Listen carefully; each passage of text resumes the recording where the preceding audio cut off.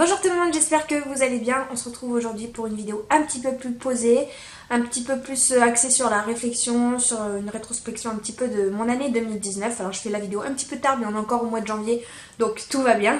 J'avais envie de revenir un peu sur cette année 2019 avec vous et puis sur mes projets, mais pas résolution de l'année 2020, mais en gros voilà ce que j'aimerais faire au cours de cette année. C'est vrai qu'à chaque fin d'année, je réfléchis un petit peu à ce qui s'est passé au cours de cette année, qu'est-ce qui a pu se dérouler, les changements, etc. Et à me projeter dans l'année suivante, à me fixer des objectifs et des axes d'amélioration. Mais c'est que des choses qui restent dans ma tête et jamais je les écris. Et voilà, le fait de faire cette vidéo, ça me permet à moi aussi de mettre les choses à plat et comme ça je pourrais y revenir peut-être en fin d'année 2020 pour voir un peu si j'ai tenu un peu ce que j'ai voulu faire. Et puis ça me permet aussi de partager un petit peu ces petites choses avec vous. Pour en revenir donc à cette année, ça a été un peu la suite de l'année du changement parce que 2018 pour moi était vraiment l'année du changement, hein. Vraiment on a déménagé, j'ai eu un bébé, on a acheté un appartement, enfin voilà, on a tout fait la même année mais tout s'est passé un petit peu en fin d'année 2018. Si vous voulez, j'ai eu Swan au mois d'août 2018 et on a déménagé de l'appartement où on était en novembre. Donc on a emménagé ici fin novembre, début décembre. Donc on va dire que 2019 a été pour nous la première année dans cet appartement. Ça a été un grand changement dans notre vie parce que ça y est, on a acheté, donc on est devenu propriétaire avec tout ce que cela implique, donc forcément payer des charges, payer une taxe foncière en plus, économiser, essayer de projeter, d'avoir un bilan financier, enfin un budget financier qu'on essaye d'établir tout au long de l'année pour pouvoir payer tout ce qu'on a payé en fin d'année. Donc voilà, ça nous responsabilise vraiment beaucoup plus. Et ça implique également aussi de faire des travaux, chose que on fait généralement pas quand on est locataire. C'est vrai que les seuls décisionnaires, en gros, c'est nous. Donc voilà, nous on est arrivés dans cet appartement-là. Il n'y avait pas grandement de travaux à faire, mais il y avait quand même pas mal de petites choses. Et donc on a commencé en décembre, et bien forcément on a prolongé ça sur l'année 2019. Donc voilà, on a ajouté tout ce mur-là qui n'était pas, on a refait les peintures, on a essayé de faire du jardinage, mais ça s'est révélé une grosse catastrophe. Voilà, puis il y a plein de petites choses comme ça qu'il faut réparer, qu'il faut entretenir, qu'il faut... voilà, donc c'est une toute nouvelle dimension pour nous. Mais c'est pas que des aspects négatifs, hein. Franchement c'est super chouette de se dire que voilà, tous les mois on met de l'argent dans quelque chose qui va nous appartenir.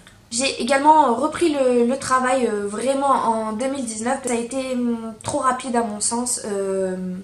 Enfin voilà, 2 mois et demi de congé maternité, c'est vraiment trop peu, je trouve. Alors je sais pas si les règles vont changer, je sais que ça a tendance à changer pour les papas, je sais qu'ils vont avoir plus de temps de congé paternité.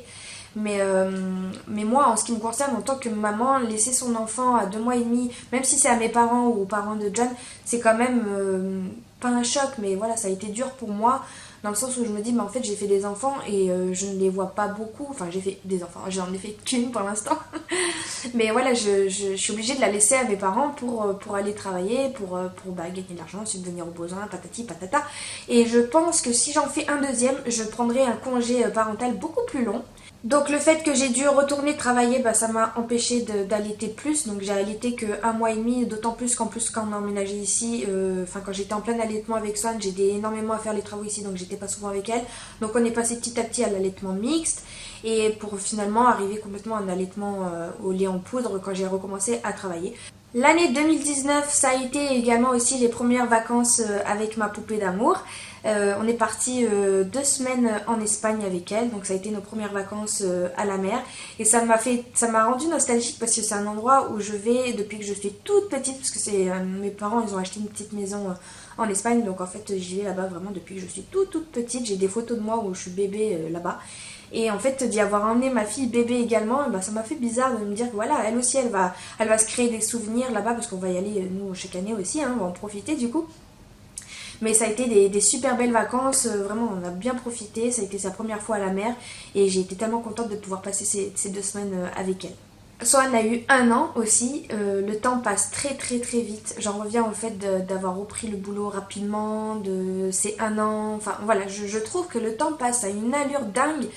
C'est incroyable de me dire que ma fille, aujourd'hui elle a 17 mois, mais bon, cette année elle a eu 1 an quoi, 1 an, je me revois encore à la maternité, en train d'essayer de la calmer, de ce tout petit nourrisson qui est maintenant devenu un grand bébé, qui marche, elle a commencé à marcher, à ses 13 mois elle a marché, Enfin voilà, le temps passe très très très vite et je me dis qu'il faut profiter du moindre instant parce que le temps passe trop trop vite et le temps que j'ai, bah, je le passe beaucoup au boulot, je le passe pas trop avec elle et voilà, c'est quelque chose que j'aimerais pas changer en 2020 parce que je peux pas changer, il faut que j'aille travailler, mais voilà, vraiment de profiter d'elle de chaque instant. 2019 a été l'année également de certaines amitiés finies. Je vous en ai plus ou moins parlé dans certaines de mes vidéos où je vous expliquais, enfin où j'explique rien, mais voilà, je suis pas rentrée dans les détails, mais en gros, voilà, on a eu un couple d'amis avec qui il y a eu une grosse dispute pour des gamineries, pour des broutilles, comme d'habitude. De toute façon, les disputes, ça part toujours de bêtises. Hein. Et voilà, donc ça a été, c'était pas de mon côté, c'était plutôt du côté de Jonathan. Et donc en gros, ouais, on peut dire que ça a été un peu l'année du tri parce qu'entre autres, il y a eu eux, mais il y a eu aussi plein d'autres personnes où on se rend compte en fait la véritable identité, la véritable personnalité des gens. Et tu te dis, mais non, tu peux pas concevoir de les garder encore dans ton cercle d'amis. Donc voilà, moi j'ai serré les dents pendant longtemps avec ces personnes-là, jusqu'au jour où il y a eu un clash et depuis ça a été fini. C'est parti très très très très loin. Il y a également certaines personnes dans le cercle familial de Jonathan qui sont allées très très loin également. Du coup voilà, on s'est un peu séparés de ces personnes-là pour ne pas dire on ne les voit pas du tout quoi. On a vraiment coupé court à ces relations-là. En 2019, on a fait également beaucoup de tri. Du fait qu'on ait déménagé, et ben, j'avais pas envie. Bon, en fait, ce qu'il y a, c'est qu'on s'est très très mal organisé parce qu'on a ramené un peu toute la caca ici. Et j'ai dit à Jeanne, moi, c'est pas possible, je peux pas vivre comme ça. On accumule des choses qui nous servent à rien. Donc, on a fait beaucoup de tri cette année. On a fait 2 brocantes. La première qui s'est très très bien passée, on a vendu presque pour 150 € de babioles. Donc au final, on gagne de l'argent, on se débarrasse.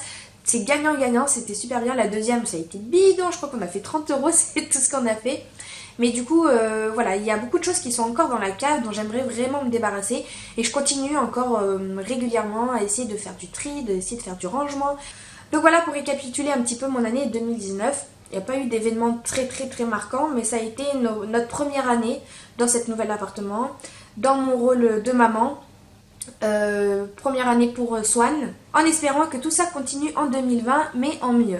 En fin 2019, je me suis lancée dans beaucoup d'activités. Par exemple, je tricote beaucoup, mais le tricot, j'ai appris par moi-même, en fait, toute seule chez moi à la maison, en regardant des petites vidéos YouTube. Et j'avais envie d'un petit peu développer un peu toutes ces activités loisirs créatifs, manuels et tout, que j'aime beaucoup. Et j'avais envie d'apprendre la couture. Donc l'année dernière, j'avais reçu une machine à coudre pour Noël, parce que je m'étais dit que je voulais me lancer dans la couture, sauf que je n'y ai pas touché de tout 2019, sauf là il y a un mois, donc c'est-à-dire fin novembre, début décembre, j'ai commencé à toucher un peu à cette machine à coudre. Et je vais vous dire, ça fait du bien de se prendre du temps pour soi, parce que mine de rien, bah, c'est des moments où on est là et on pense qu'à soi, on pense pas à tout ce qu'il faut faire à la maison, on pense pas au boulot, on pense pas au conjoint, on pense pas à la famille, on pense pas aux enfants, on pense qu'à soi. Et ça fait beaucoup de bien. Et ça, je l'ai redécouvert fin 2019. Donc voilà, ça va être un mois de mes axes d'amélioration, de mes projets pour 2020. C'est vraiment me consacrer du temps pour moi. Et je parle pas forcément de bien-être, de beauté ou me faire des massages ou quoi que ce soit. Non, je parle de m'enrichir, de développer mes connaissances, même si c'est que de la couture, ça va pas me faire passer Polytech ou je sais pas quoi, mais voilà, moi ça m'enrichit personnellement et c'est ce que j'ai envie de faire en prenant des cours de couture. Donc j'ai déjà commencé, j'ai fait un cours de couture. Je dis pas que je vais en prendre régulièrement parce que je suis aussi quelqu'un d'assez autodidacte, donc moi j'ai envie qu'on me lance, qu'on me donne 2-3 bases et qu'après j'apprenne par moi-même. Donc voilà, j'ai vraiment envie de me trouver des moments, des temps où je peux sortir ma machine à coudre par exemple et puis essayer d'apprendre à coudre toute seule. Je parle de couture, mais ça concerne également le sport. Donc en novembre 2019, je me suis enfin inscrite dans une salle de sport. Parce que le sport, faut dire ce qui est, je n'en ai pas fait depuis bien belle lurette. Hein, ça doit faire depuis que j'ai connu Jonathan, je n'ai pas fait de sport. J'allais courir une fois de temps en temps, mais c'était vraiment c'était exceptionnel. Je m'y mettais, 3 semaines, j'allais courir 2-3 fois par semaine et ça durait 3 semaines et après j'arrêtais, après je recommençais et ça me lassait vite en fait. La course c'est juste pas fait pour moi. Je me suis dit il fallait vraiment que je trouve un sport qui me convienne, que j'aime et que j'ai envie d'y aller.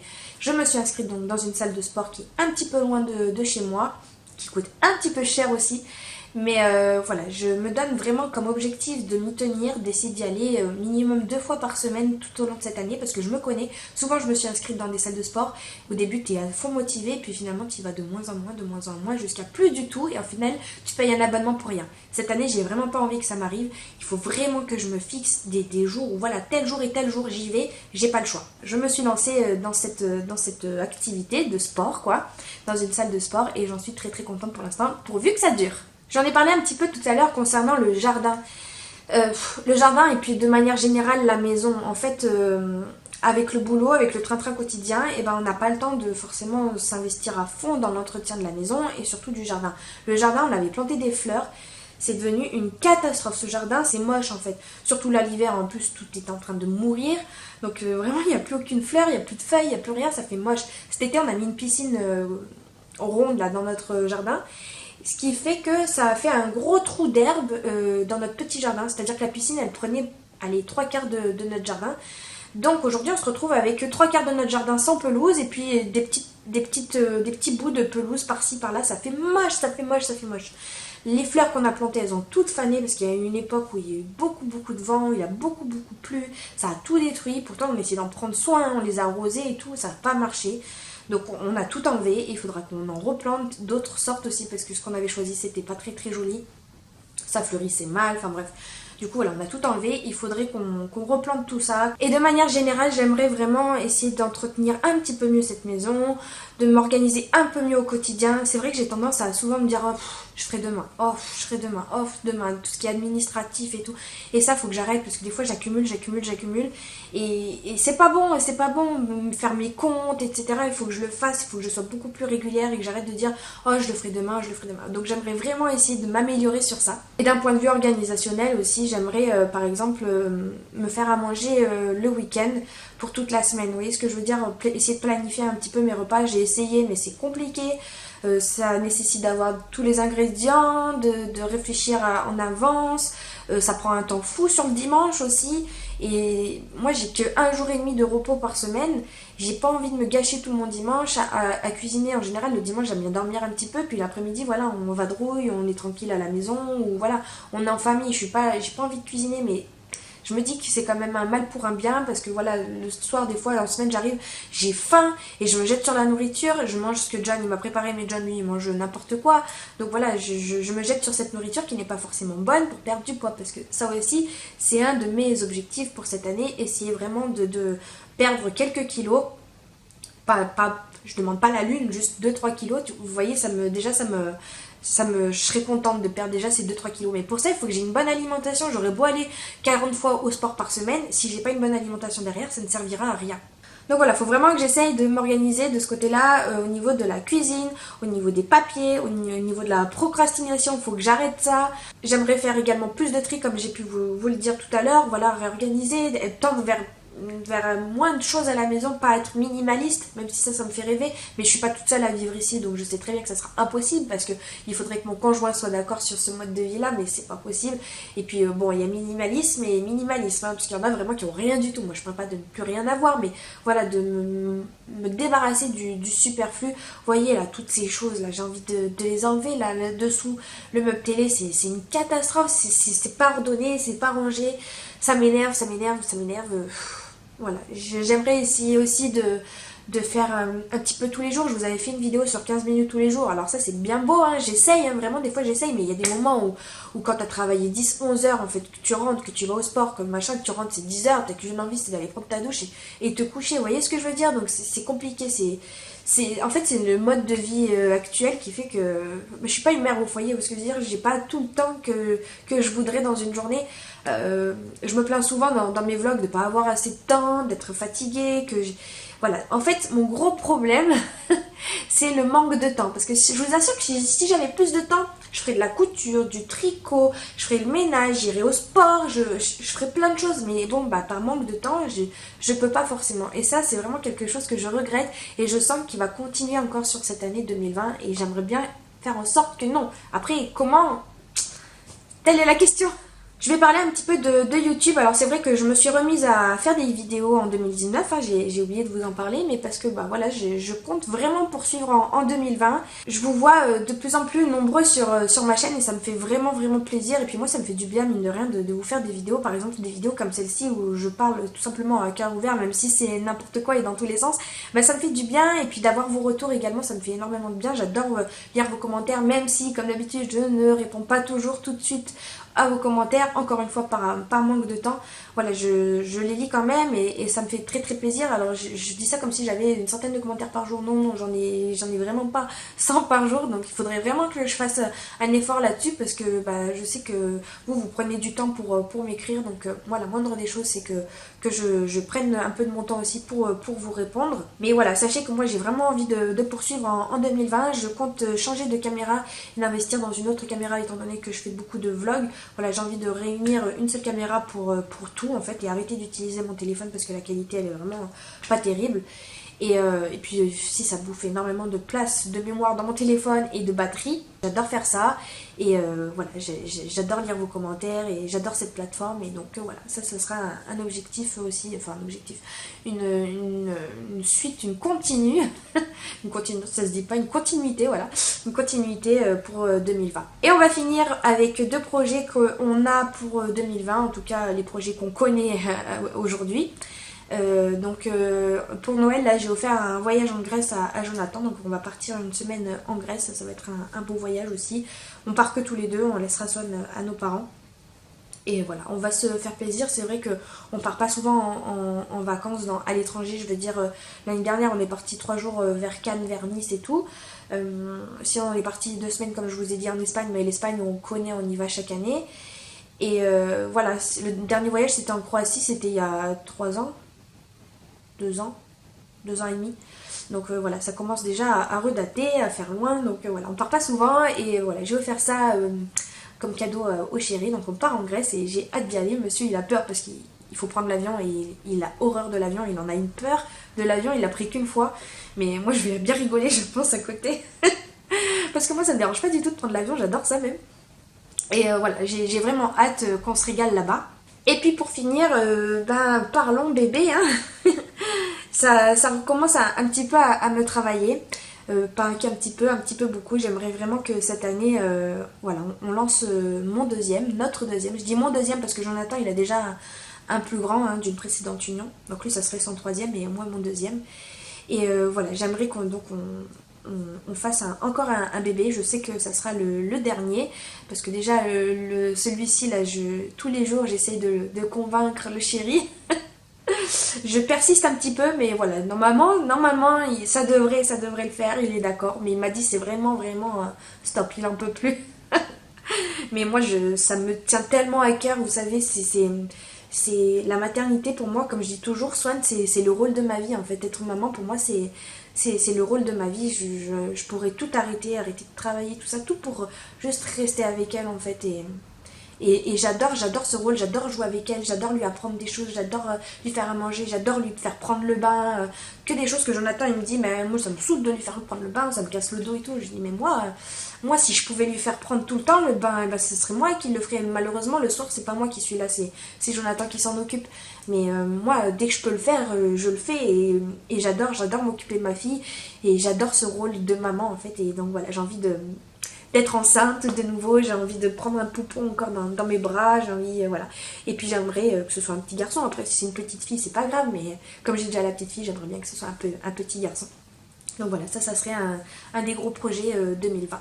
Voilà, cette vidéo est terminée, ma rétrospective 2019 est terminée, mes ambitions, mes projets, mes résolutions, appelez ça comme vous voulez, pour 2020 c'est terminé aussi, j'espère qu'elle vous a plu. N'hésitez pas à me dire vous, votre bilan de l'année 2019 et ce que vous aimeriez améliorer, vos projets, etc. pour 2020, je serais vraiment curieuse de savoir tout ça. Sur ce, moi je vous laisse, je retourne travailler, hein, parce que comme d'habitude je suis en coup de vent, là, comme ça je passe et hop, je retourne travailler. Je vous fais des très gros bisous et puis je vous dis à très bientôt. Salut!